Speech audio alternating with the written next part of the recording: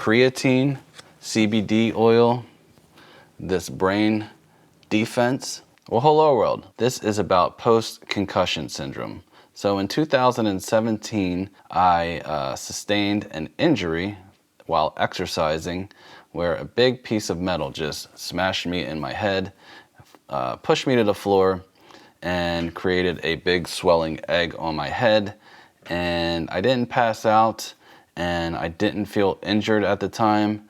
I did, however, have anxiety right away when it happened because I was alone and I wasn't sure if I would pass out or anything because it was a piece of heavy metal smashing my head. So I went to urgent care and they, said, all right, just, don't go to bed for a few hours or whatnot. And if you feel any different, then come back. So about, a week into it, I developed a really bad headache and then slowly started to get nausea. And mind you, I've never had migraines in my life, or I've never had a concussion in my life, anything like that. I've had cracked ribs before, but nothing like, no crazy injuries. So had the headache, started feeling nauseous, did not feel good, and then it turned into something else later. I feel like it was 10 days to 2 weeks after the accident, I started getting really cold, sweaty, clammy, upset stomach, going to the bathroom a lot, and I'm like, what is wrong with me? And I was just shaking. So I later found out that was panic, and I was having panic attacks, anxiety, and the anxiety would last sometimes for days in a row. Eventually I went back to urgent care and they said, don't do anything for like 2 weeks. Stay off of screens, don't watch TV. You can listen to podcasts, but just try to stay away from screens and try not to use your brain in that capacity. So that's what I did. And, by 2 weeks later, I did feel a little bit better, but then it came right back. So that's why it's called post-concussion syndrome, because it just comes, it goes away, it comes back, it goes away, it comes back. You think you're better, and then boom, it just hits you like a ton of bricks. And it's really tough because most people they can't tell that you're suffering.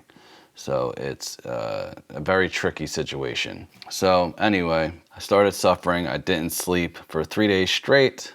Boom, made it into a hospital emergency room, and the first emergency room didn't work out so well. Second emergency room didn't work out so well. The third one did the trick and they helped me to get to sleep and told me I had post-concussion syndrome. And I'm only saying this for people that don't know what it is, because a lot of people get a concussion, it could be for 30 days, they might feel like garbage, but then they move on.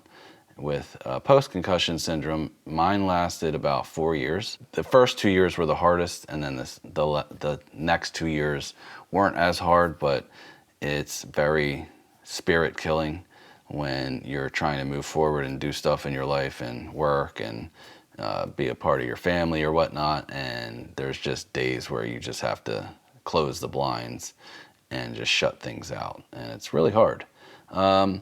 So I just wanted to, put that out there for anybody who has a loved one that has post-concussion syndrome right now and you don't know what to do. It's kind of like you have to be really patient and really soft, because I know for me, I was probably aggressive here and there as far as combative because I wasn't in my right mind. I felt like maybe like a 5-year-old, as far as like being able to control my emotions and tempers and stuff like that.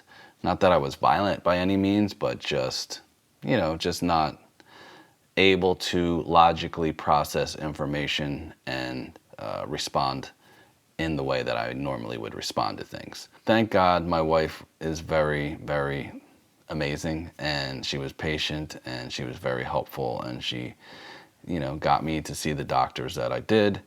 But I will say, even going to the best doctors is not even what you think it would be. Oh, I'm going to a concussion clinic, they're going to fix me up. Really what happened was they referred me to places to go get help for the ailments that I was getting. So, oh, you have anxiety, so I had to go to a psychologist, and I all of a sudden couldn't read up close.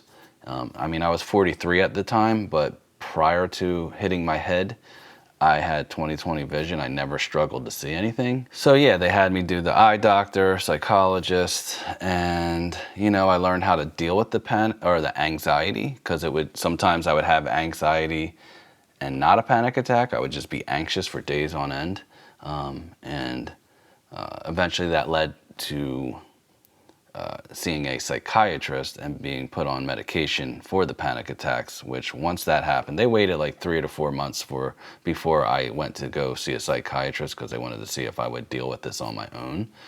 But I couldn't. I tried really hard to do whatever I was taught by the psychologist when I would have anxiety, and sometimes it would work and sometimes it wouldn't. So, and I did a lot. I mean, I walked to try to just get out of my head, and I would say certain mantras all the time to get out of my head. But once it would kick in, it was just a matter of time before it would kick in fully, to where I would straight panic, scared of everything, just want to hide away, and it was bad. The point of this video is to say that I am better now, and there's some things that I did do that helped me, I feel, get better quicker. So I just wanted to say, for what worked for me, and I'm not a doctor, I'm not a psychiatrist, psychologist, but this is just what worked for me. I'm not trying to sell anybody anything, but if your loved one is suffering with this, these are things that definitely helped me have a little bit of clarity in my brain process, and actually I feel like helped me to heal quicker, or at least alleviate some of the brain fog. And I mean, that was like the hardest, having brain fog, because I work with my head, my brain all the time as a music producer, video creator, and just and a sound engineer. So I will say the first thing that helped, that I found, was the anxiety medicine helped me immensely. But if you're not having anxiety, that wouldn't be for you. But if you're having maybe the brain fog, the second thing that really helped was creatine. So I know a lot of people think creatine is for bodybuilders, or weightlifting enthusiasts, or when we get a little older, we might need a little help with our our strength. So I got the Body Tech creatine right here, and again, I'm not trying to sell you anything. This is just what I got, because it's easy to find and you can get it at like any local vitamin store.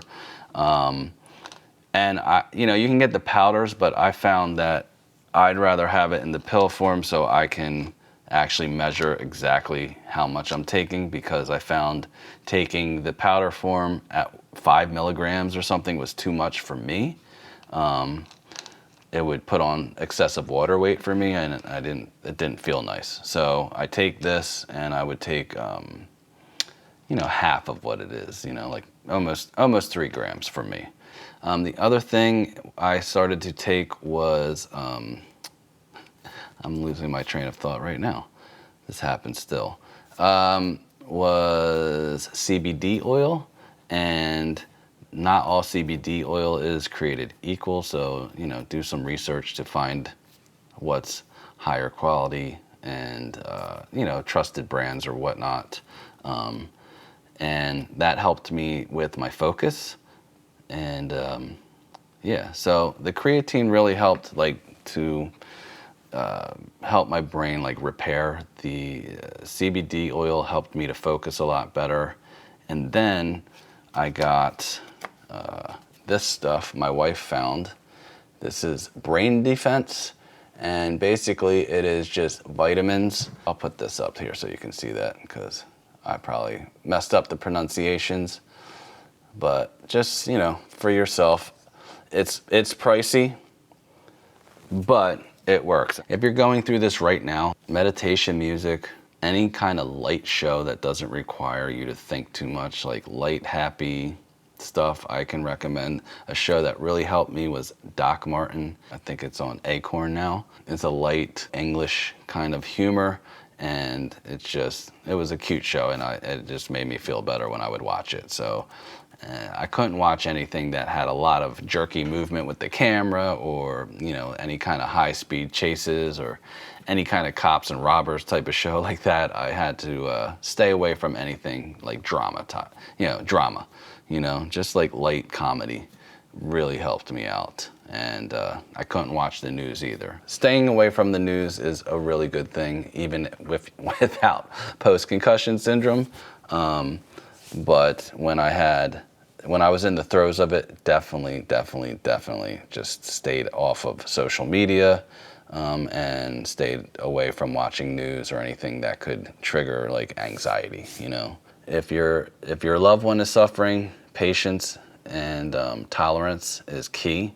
I know it can be hard because we have busy lives and all that stuff, but if there's anybody in the family that doesn't have as much on their plate, maybe they can help out, or a friend or something, or a group of people that can circulate, because I really think the hardest part with having post-concussion syndrome is feeling alone, feeling isolated. So having some people checking in on you and making sure you're okay and telling you everything's going to be okay is actually really, really important. I couldn't imagine doing it without my wife and my best friend. They really helped me out, and family members too. So again, creatine, CBD oil, this brain defense really helped me, and I'll leave links in the description below so you can easily find this stuff. So that's all I have for this video, and I wish you well, and I hope that everybody who is suffering with this gets through it as quickly and as painlessly as possible. Hope this helps you, and thank you for listening. Bye-bye.